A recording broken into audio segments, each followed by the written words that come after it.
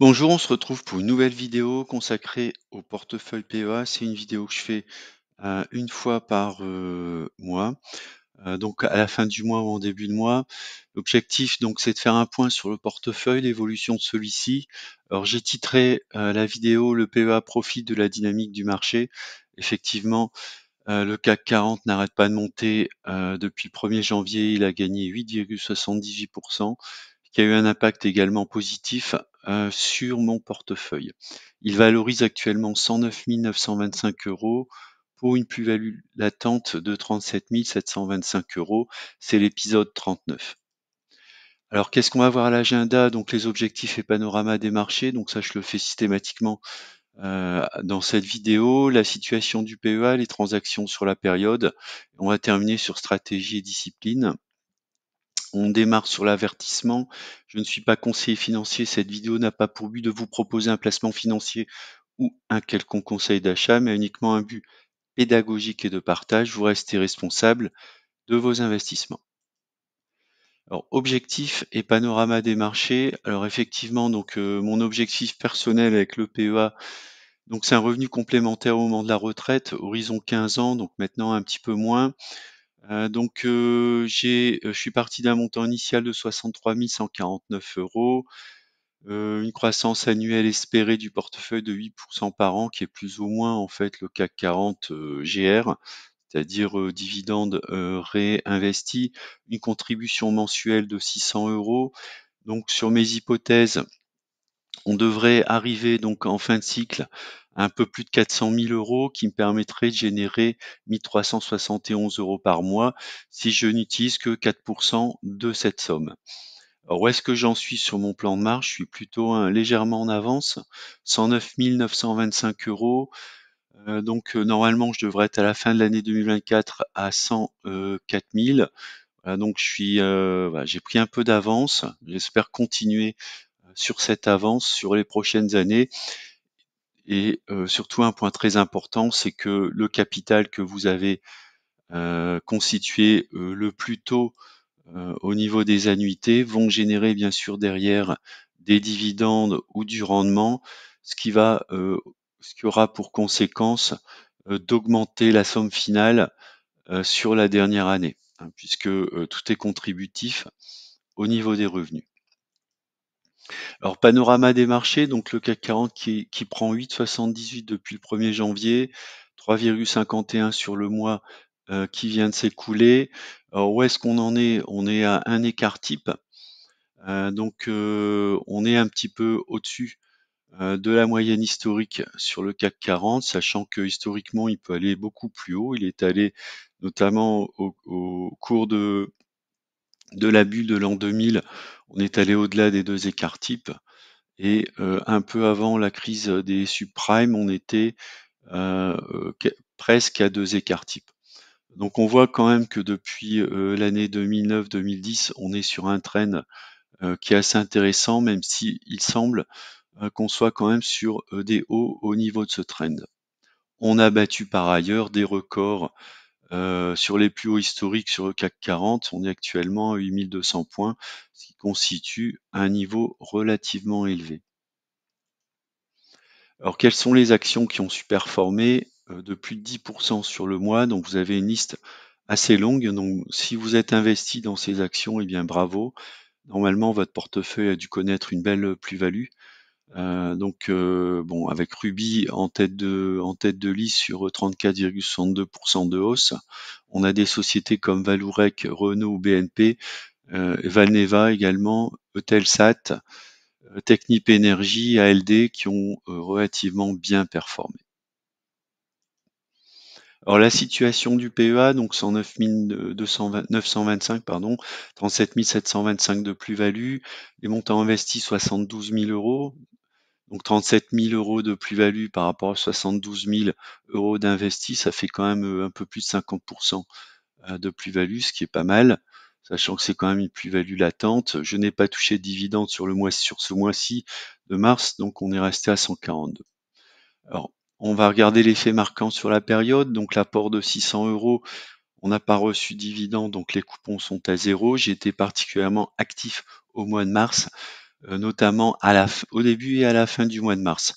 Donc j'ai acheté ou renforcé 10 actifs et j'ai vendu ou allégé 4 actifs. Donc on va démarrer par le premier actif par ordre chronologique au début du mois de mars. Donc j'ai renforcé SMCP, j'en ai acheté 40 à 2,41 €, ce qui me conduit à un PRU à 3,42 € pour des quantités à 766 €. C'est une action de swing trading. Elle évolue actuellement dans un triangle que j'ai représenté sur le graphique. Donc moi j'attends une sortie par le haut bien sûr du triangle. J'ai une vision optimiste sur SMCP. Bon après si elle sort vers le bas, j'irai la chercher un petit peu en dessous des 2 €, si elle casse la résistance des 2,10 €.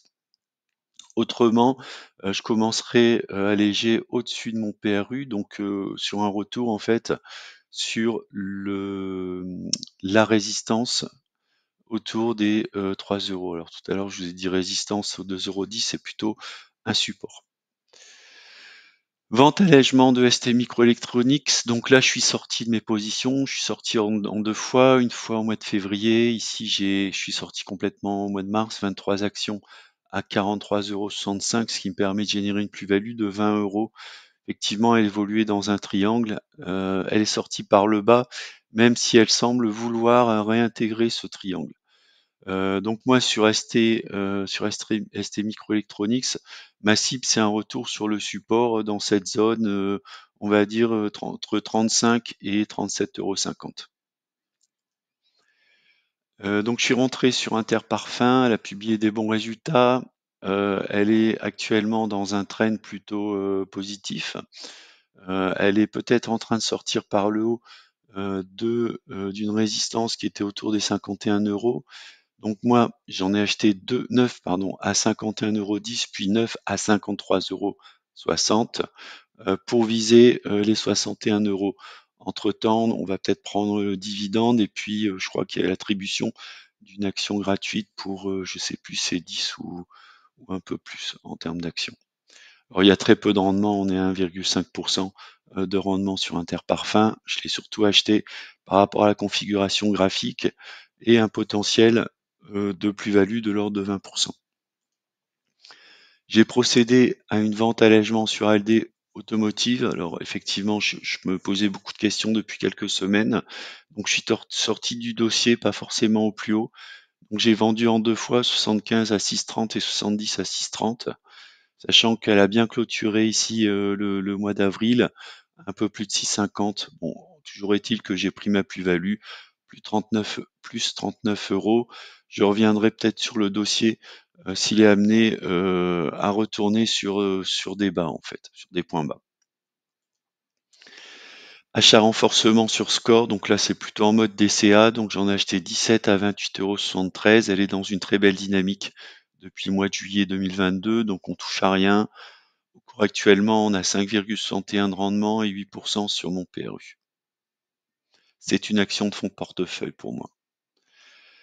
ABC Arbitrage, donc qui déçoit énormément. Alors un point quand même qui est relativement intéressant, c'est que j'avais tracé ici une oblique de résistance. Elle semble l'avoir dépassée. On est sur du daily hein, depuis 2 jours. On est revenu sur cette résistance qui correspond également à un support à 3,80, pardon.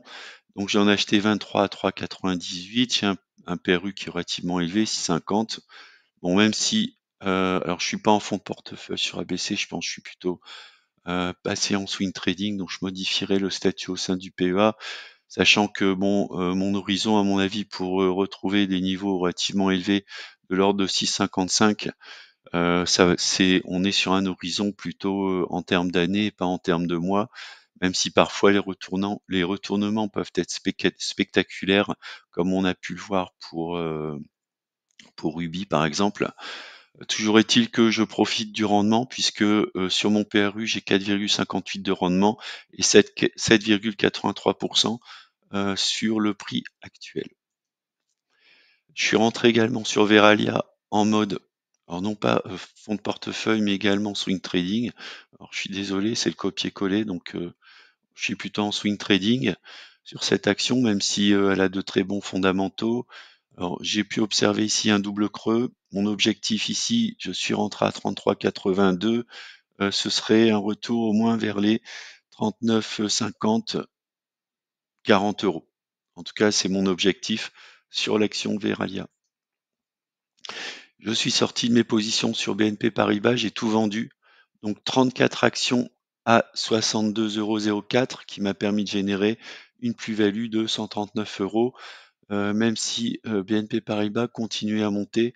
Alors j'aurais pu attendre peut-être un premier niveau qui serait autour des 66,94, un deuxième niveau autour des 68,80. Bon, c'est pas très grave, je reviendrai sur BNP Paribas, BNP Paribas, c'est un peu difficile, si on a un retour vers les 54,40 €. Alors j'ai acheté renforcé une toute petite ligne sur Rémi Cointreau, donc je suis passé à 5 actions, j'en ai jeté une à 89 euros, ce qui me fait baisser mon prix à 126,28. Alors là aussi, on a encore le temps, hein, il faudrait qu'elle sorte par le haut de ce triangle pour pouvoir espérer un retour par exemple autour des 139, 140 euros. On continue avec Pernod Ricard. Cette fois-ci, c'est bien une valeur de fonds de portefeuille que je commence à constituer en termes de ligne. Pour moi, on est sur des prix relativement intéressants. Donc, on a un niveau de support entre 150 et 157 euros. J'en ai acheté 3 à 145 euros.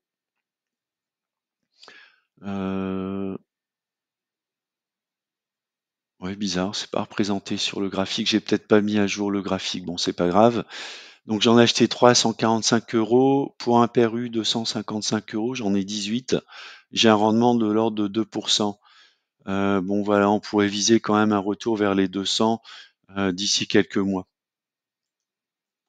Française de l'énergie, c'est également une action dans laquelle je suis rentré cette semaine. J'en ai acheté 13 à 34,70. Alors intéressant, elle est sortie par le haut d'un biseau d'élargissement descendant, donc peut-être qu'elle a formé un double creux, on verra bien, ou alors elle va passer directement. Il y a une ligne que je surveille, c'est légèrement en dessous des 37. Donc si on arrivait à les dépasser, on aurait un premier objectif au niveau des 42, dans ces eaux-là ici, les 42. Voilà, donc c'est du swing trading hein, pour cette action française de l'énergie qui a de très bons ratios. J'ai renforcé en mode DCA sur le grand, 5 actions à 98,52. Ça fait légèrement monter mon PRU, mais j'en ai maintenant 62 à 80,41 €. Une belle société de croissance avec néanmoins un peu de rendement, de 60 sur le PRU, de 13 au cours actuel. Également en mode DCA sur Vinci, j'en ai acheté 4 à 119. Ça fait légèrement monter mon PRU qui est aujourd'hui un peu en dessous des 103 €. C'est quand même très bien. 58 actions. À la fois de la croissance et du rendement, 4,37% sur le PRU, 3,79 sur le cours actuel.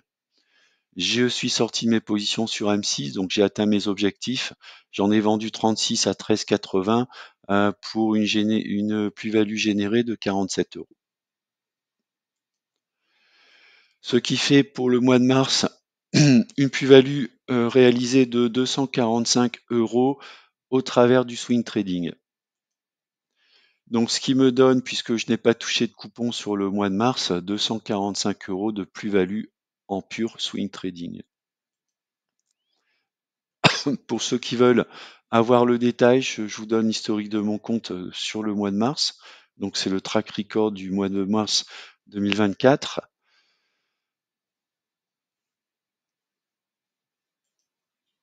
Les stratégies et disciplines, donc le buy and hold. Là, je vous montre mes premières lignes. Hein. Donc, j'ai vraiment 3 grosses lignes qui sont Total Energy, Air Liquide et Vinci. Ensuite arrive le grand Ruby qui fait son retour dans le top 5 puisque j'étais en forte moins-value. Je suis maintenant sur une plus-value très correcte à 17,45%. Ensuite vient Essilor Luxottica, l'ETF SP500, Airbus, LVMH, Stellantis, AXA, l'ETF Nasdaq 100, Score, Sanofi, Eurofins Scientifique et Pernod Ricard. Alors j'ai mis 12 ans pour passer de 0 à 138 000 euros. Donc mon PEA est largement maintenant au-dessus des 100 000 euros. Je suis à 109 000 euros. Je vais continuer à faire des apports, notamment il y aura très certainement au mois d'avril un apport conséquent, donc par rapport à mes 600 €, donc je vais sans doute, mettre un apport beaucoup plus important. Donc je vois que petit à petit, en fait, la barre des 100 000, donc je commence à m'en détacher et puis alors même si j'ai pas encore, une approche sur les 200 000, je les ai au moins en point d'horizon. Alors même si, le graphe me les montre pour 2029, j'aimerais bien y aller beaucoup plus tôt. Par exemple, en 2027, ce serait pas mal de viser les 200 000 € en 2027. La gestion des lignes en moins-value, donc, je vous présente ici la liste de mes lignes en moins-value. 2 fortes moins-values, c'est Téléperformance, moins 1 900 €. Donc là, j'étais pas bon sur la gestion, de ma moins-value sur Téléperform. Je garde néanmoins, il y a aucune panique à avoir sur Téléperformance. Je sais, qu'elle va remonter, dans les mois et les années à venir. SMCP pareil, même si graphiquement elle est pas très jolie, la société, comment dire, est capable quand même de générer de la marge, même si elle n'est pas quand même très importante. Donc je conserve ma ligne SMCP. Alors ABC Arbitrage a déçu, néanmoins, il y a du rendement. Alors c'est une société, sans doute, c'est une ligne sur laquelle je sortirai par la suite, mais bon, à mon avis, pas avant 2-3 ans. Donc pas de souci, j'ai le temps, je suis pas non plus très fortement exposé sur ABC Arbitrage. Alors pour le reste, Kering, Rémy Cointreau, Nexity, Pernod Ricard, Valo, Interparfums, Eurofins Scientifique, on est sur des moins-values relativement faibles, hein. Vous voyez, je perds entre moins 4 € et moins 160 € sur Rémy Cointreau, donc il n'y a pas vraiment, il n'y a pas de panique sur le PE. Donc comment couvrir ces portefeuilles? Donc là aussi j'ai fait une vidéo, vous pouvez aller la voir. Donc pour moi c'est 2 points, le short CAC 40. Alors j'ai pris un levier assez fort, moins 5. J'ai pas pris un BX4, je suis allé plutôt le chercher sur les produits à effet de levier sur le compte titre ordinaire. Et puis les liquidités, alors comme j'ai un peu vendu, bon j'ai acheté aussi, mais il me reste pas mal de liquidités, à peu près 8 000 € au cas où il y a un crack, un mini crack, une baisse sur certaines valeurs qui m'intéressent, eh bien j'ai de la liquidité pour pouvoir renforcer ou rentrer sur des opportunités. Voilà, c'est la fin de la vidéo. Je vous remercie de l'avoir regardé. Je vous souhaite un bon week-end de Pâques et je vous dis à bientôt pour une prochaine vidéo.